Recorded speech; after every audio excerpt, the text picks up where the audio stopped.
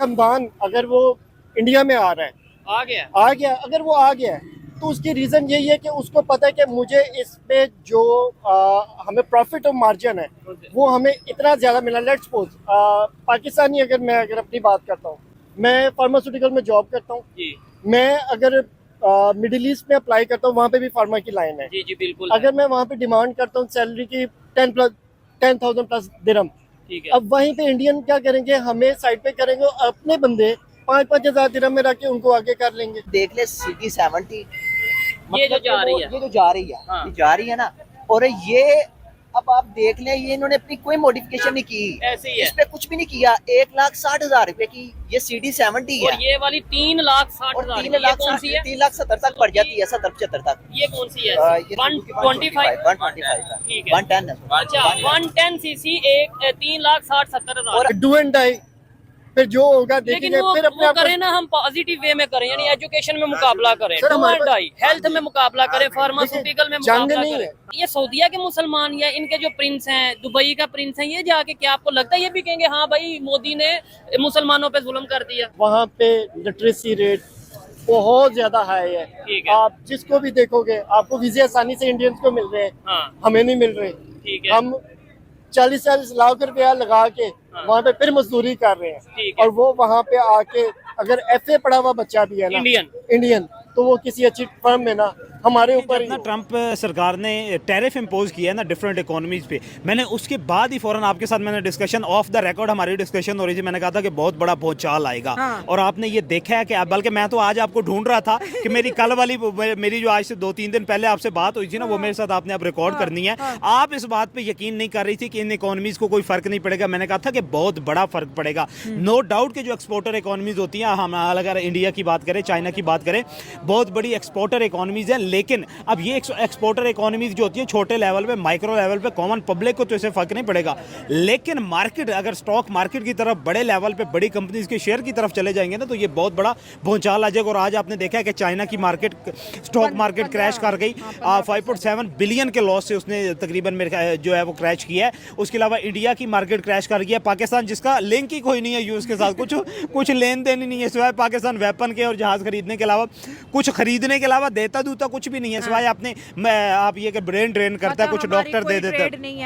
Doctor दे दिया, engineers दे दिए, कोई IT एक्सपर्ट चंद छोटे छोटे दे दिए जो कमा के बल्कि इधर भेजते हैं, हमारे एक्सपोर्ट का कोई फर्क। इसकी मार्केट क्रैश कर गई, चाइना की मार्केट जो है वो क्रैश कर गई है। इवन कि आप ये देख लें कि कनाडा की मार्केट क्रैश कर गई है, ऑस्ट्रेलिया क्रैश कर गई है, जापान जिसको तो कोई फर्क, जापान वो वाहिद इकोनॉमी है पूरी दुनिया में जिसपे इतनी संक्शन के बावजूद हर चीज़ वो खुद पैदा करता है। उसे अगर 10 साल तक किसी के साथ कोई भी फॉरेन ट्रेड नहीं भी करता तो वो सर्वाइव कर सकता है, वो सर्वाइव कर सकता है। लेकिन आप टैरिफ का इम्पैक्ट चेक करें कि इस इम्पैक्ट की वजह से हुआ क्या कि जापान तक की इकोनॉमी जो आप ये कह लें कि स्टॉक मार्केट जो क्रैश कर गया। अब ये हुआ क्या था, अब ट्रंप की पॉलिसी क्या थी? ट्रंप ने पहले कहा कि मैं टैरिफ इम्पोज करूंगा।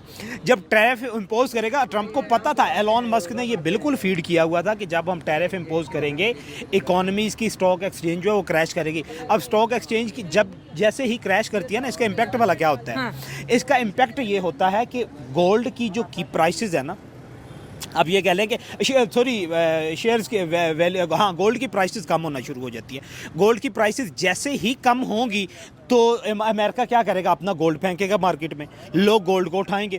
इस गोल्ड को उठाने के बाद जब लोग डिमांड गोल्ड की ज़्यादा हो जाएगी, ऑटोमेटिकली दोबारा गोल्ड की प्राइसेस जो है वो बढ़ना शुरू हो गई, क्योंकि इन्हीं इकोनॉमीज ने गोल्ड को परचेज करना है अपनी स्टॉक एक्सचेंज को स्टेबल करने के लिए। आज ट्रंप कह रहा था कि स्टॉक मार्केट हमने इस वजह से गिराई है कि नॉर्मल बंदा स्टॉक मार्केट में शेयर खरीद सके। किसी बंदे को आपने नॉर्मल छोड़ा होगा 20 लाख वाला, 25 लाख वाला, करोड़ वाला, मेरे ख्याल से ये जो नुकसान है बिलियंस डॉलर तक चला गया। इंडिया की बात करें, इंडिया जो चीज़ें एक्सपोर्ट कर रहा है, जिसमें गुड्स आ गई, गोल्ड्स आ गया, इसमें कुछ इलेक्ट्रॉनिक्स की प्रोडक्ट्स आ गई, 5.72 बिलियन डॉलर का लॉस इस ट्रेड पे सिर्फ इंडिया को हो रहा है।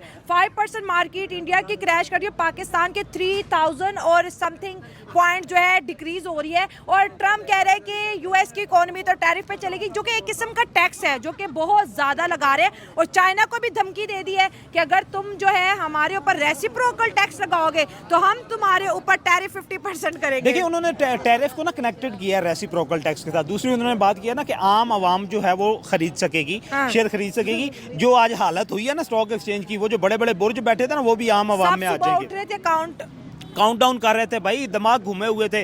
मेरे साथ बहुत सारे स्टॉक एक्सचेंज में जो इन्वेस्टर थे, मेरी उनके साथ सुबह बात हुई है, इसी हवाले से बात हुई। कहता है भाई हमारा तो दिमाग चकरा गया। हाँ। एक बंदा मेरे साथ आज एक बंदे की पाकिस्तान में बात हुई है, वो कह रहा है कि कम से कम मुझे 1.5 करोड़ रुपए का नुकसान हुआ है पाकिस्तान में। एक बंदे को एक रात में 1.5 करोड़ का नुकसान हुआ। तो आप ये देख लें कि ये पाकिस्तान है, छोटी इकोनॉमी है। आप ये कह लें कि अंडर डेवलप इकोनॉमी है। जो डेवलप इकोनॉमीज है वहाँ पे पूरी इकोनॉमी को कितना लॉस हुआ होगा।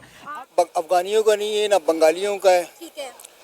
ना मसला बर्मा का है, ना मसला पाकिस्तान का है, मसला मिल्लत का है। हाँ। सारी दुनिया के मुसलमान, आप सरकार सल्लल्लाहु अलैहि वसल्लम ने फरमाया एक जिस्म जान की मानिंद है, अगर पैर में कांटा चुभे तो सर में तकलीफ होती है। मसला ये है कि हम उनको टैकल नहीं कर सके। ठीक है। असल में हम जिस तरह से पॉलिसी बनाते हैं, इसके असरात हमारे आम तबकात तक उस तरह पहुँचते हैं। मसला ये है कि क्यों ऐसा हो रहा है, प्रॉब्लम कहाँ पर है, किन लोगों ने पॉलिसियां बनाई हैं, जिस पॉलिसियों के गलत होने की वजह से आज हम एक दूसरे के दुश्मन हो गए। जब अमेरिका भागा 25 साल के बाद अफगानिस्तान से, तो आप देख लें कि इंडिया में और उनमें कितनी दूरियां थी। बिल्कुल सर। लेकिन आज हमारा DGISI वहाँ जाके फैज़ हमीद साहब चाय पीते हैं। जब अमेरिका छोड़ के भागता है, इंडिया ने अपने तमाम इन्वेस्टमेंट अफगानिस्तान से ख़त्म कर दी थी और वो मुल्क छोड़कर भाग गया था। और वह दिन वो तालिबान के ख़िलाफ़ और अफगान गवर्नमेंट के ख़िलाफ़ बयानात जारी करती थी, उनकी मीडिया सुबह शाम थकती नहीं थी। आज क्यों वो सबसे ज़्यादा आगे हो गए और हम बिल्कुल किनारा कशी इख्तियार करके साइड लाइन हो गए? क्यों? क्योंकि भाई हमारी पॉलिसी अमेरिका में बनती है। जो बात अमेरिका हम पर जो प्रेशर देता है, जो हमसे चाहता है, वो हम उसकी बात पर अमल करके अपनी पॉलिसी बनाते हैं। इसलिए कि हम तो IMF के ग़ुलाम हैं। अगर हम अमेरिका की बात नहीं मानेंगे तो हमारी इमदाद बंद हो जाएगी। अगर हमारी इमदाद बंद हो जाएगी, हमारा मुल्क कैसे चलेगा? क्योंकि 75 सालों में अपने मुल्क को खुद मुख्तार बनाने के लिए तो हमने कुछ किया नहीं। अगर कुछ करते तो आज हमारा मुल्क खुद मुख्तार होता और हम आज़ादाना फ़ैसला करते अपने मुल्क और कौम के लिए।